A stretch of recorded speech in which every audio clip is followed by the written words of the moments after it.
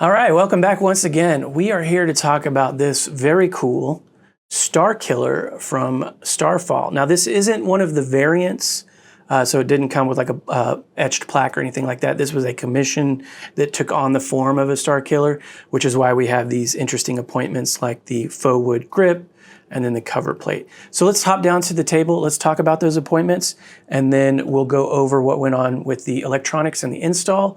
And we'll show off a couple things with the functions, and then we'll hop back out, put a blade in it, and then we'll wrap it up. So let's do that.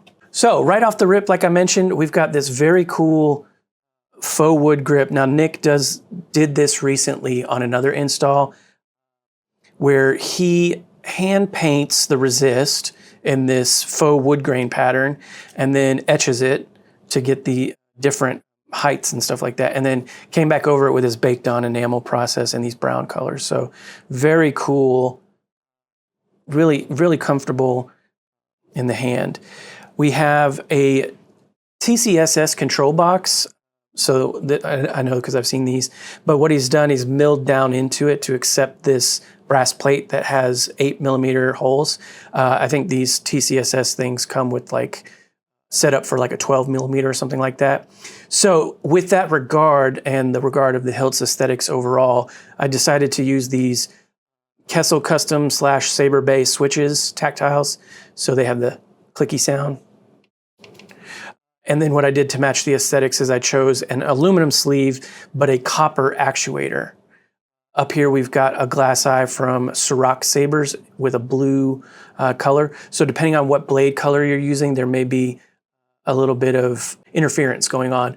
But as I was testing it, most colors looked bright. I think red kind of just looked like a small dot. Everything else kind of did brighten up. Up top, we've got our infinity blade plug and our knurled thumb screw, and a Shtok V4 NPXL emitter. Now that's just gonna mimic what the blade does.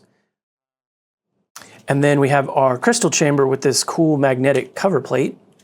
And again, like I said, this has a brass mesh and kind of this steel copper, same kind of copper color on the sleeve here.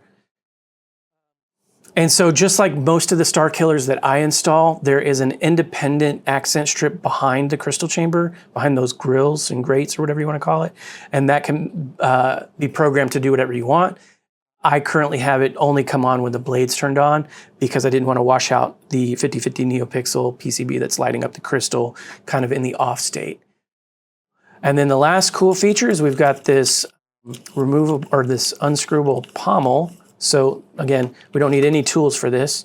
And then Nick provided this brass sleeve to house the electronics. So this, not quite like the Elite Crystal core, but in that vein. He milled out and, you know, did some appointment here to kind of do some aesthetic choices. And then I just printed out a 3D printed sleeve to hold the electronics and put that in here. So we've got our Proffie V3, kill switch, Shtok rotary PCB set. The pogo side lives in the hilt. We've got an 18650 battery with my custom battery wrap. So we pop that out. You can see the Starfall logo with our positive terminal clearly indicated. Spring side your negative, always nipple to nipple. So just remember that. A 28mm KR bass speaker fully enclosed. Now, when I was testing this, I started out like 2500, very hot. So I backed it down to 2250, and then on the Saber itself, I rolled back the volume a little bit as well, so you can always crank it back up to 22250, which is super loud. And then if you wanted to, the config is on the SD card. You can edit my programming to go even hotter if you like, but this was just my choice to go that way. So turn it on, hit the kill switch, and we'll see our accent lighting. Now, each preset will have a different color and a different effect in the on and off state. But because it did come with this sleeve and I didn't feel confident enough drilling or milling out slots for like onboard tactiles in my chassis itself, the only way to turn it on and off is to do our gesture control. And then if you want to switch between presets, you can put it into the hilt. So let's do that now. In the pommel itself, we do have a 3D printed offset ring that will push that all the way up against those pogo pins and create a nice resonance chamber. So that's why I said it's really hot, sounds great Power is the top button, aux is the bottom. If we want to rotate through the presets, we'll hit aux. Ascension. Again, we do have gesture control, but gesture will bypass preons and such. And then we'll also jump into battle mode, which I'll demonstrate here in a second. But if we just want to turn it on, now we can see that strip lighting up. See the emitter doing what it's supposed to do. And then again, those react to blaster blocks or clashes. So, and then if we want to see that with the cover plate on, do that real quick. So a lot of shine through there. Very cool. And like I said, I think red is the only one that looks really kind of minimal through the shine through. But when it does blaster blocks and clashes, you'll see it brighten up there. So let's put a blade in it. We'll hop out here. Takes a 1-inch diameter Neopixel blade. I'm just gonna use this little demo blade here. And then we just rest it on the PCB pins, engage our thumb screw, and we're good to go. Now, this does sport the Starfall font package. I believe that's 12 to 13 presets. So the last preset is a battery level indicator. If we want to go back, we'll do that. Battery level. Okay, now we're here. So the accents on the strip as well as the crystal chamber will light from green to red, depending on how charged the battery is. When a full blade is in, you'll see a bubble towards the tip. As it depletes, it comes down towards the hilt, and that'll go from blue, I think means fully charged, and then it turns green, and then it starts to turn yellow, and then it starts to turn red. You can have an on-demand battery level percentage, so hold aux tap power. Battery level 90%. So I've put all of the Brian Connor voice pack per font if I knew who the font was inspired by or was supposed to indicate. So if there was a character that I knew that Brian had done, I put that into the Starfall font folder. So it'll change depending on which preset you're on. The default, as you just heard, was Starkiller. So if you program in the future and you don't put anything into the font folder, it'll just always be Starkiller. And that helps if you use edit mode as well. He'll kind of guide you through the various steps of the edit mode. I don't go into that here, but I'll have a printout that explains it all and then has the directory tree that kind of explains how to get to certain feature sets. But like I said, hold aux, tap power for batter, and then the opposite, hold power and tap aux, and that's our volume menu. Enter volume menu. And like I said, I backed it down, so if we go up, Maximum volume. and we hit power, Volume menu end. now we're full. And then if I turn it on, you see, it's already, like I said, it's still loud. Plenty to go up from here in terms of if you reprogram it, but this is as loud as I've programmed it. So I like to kind of Enter volume menu. bring it back down. Like Exiting volume menu. about 70% of that. So as you heard, that is now Darth Vader, and this is the Starfall font, which is the first font in the series. And we can see that light up.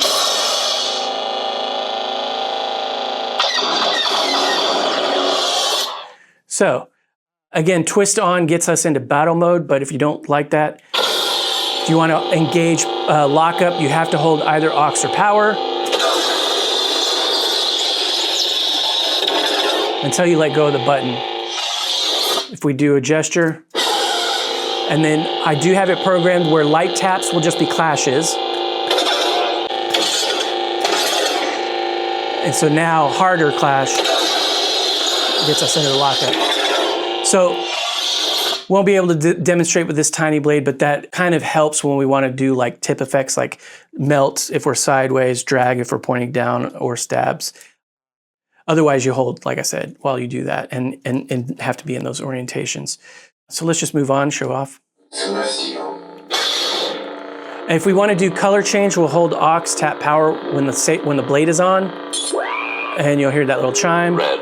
And depending on who the voice pack is, he'll tell you the color. Orange, red, dark orange, orange, gold. If you want to accept it, you press power. I have these programmed pretty specifically, so I'm just going to hit aux to revert. Revert. And then we didn't make any changes. But you can use that to kind of quickly change a color.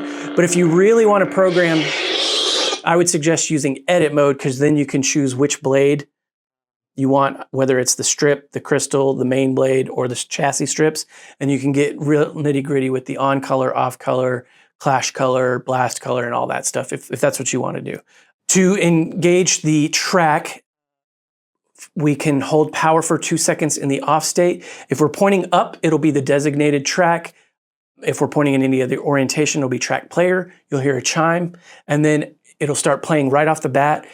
In the common folder, I have a list of all of the tracks, and I've provided quite a bit of extra just for some Easter eggs and stuff like that. But as you rotate, it'll keep changing until you press one of the 2 buttons, and then it'll continue playing. Again, there will be a printout that explains exactly what's happening, but sometimes it'll play that one track all the way through and go to the next track, or it can skip tracks, or it can just repeat, or do a bunch of other things. So let's do that real quick. Hold power for 2 seconds. Here's a chime. Now I'm rotating. Let's say I want to keep that one going. I'll hit power. There's that other chime. Now if I'm moving, it's not changing the track anymore. And I can press power 2 seconds to turn it off. The designated track, though, will be different, and I've programmed it for each preset to be specific. And again, that has to be pointed up. There we go. And so like I said, the blade can be on. You can swing it around while the track's still going. To turn it off, it has to be up.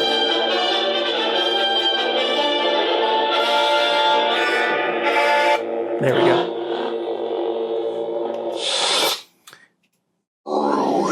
So Ruin and the newest fonts, Legacy, Ascension, and Alliance, all have preons. If you use a gesture control, you'll bypass the preons. So if you want to see them, you'll hit the power.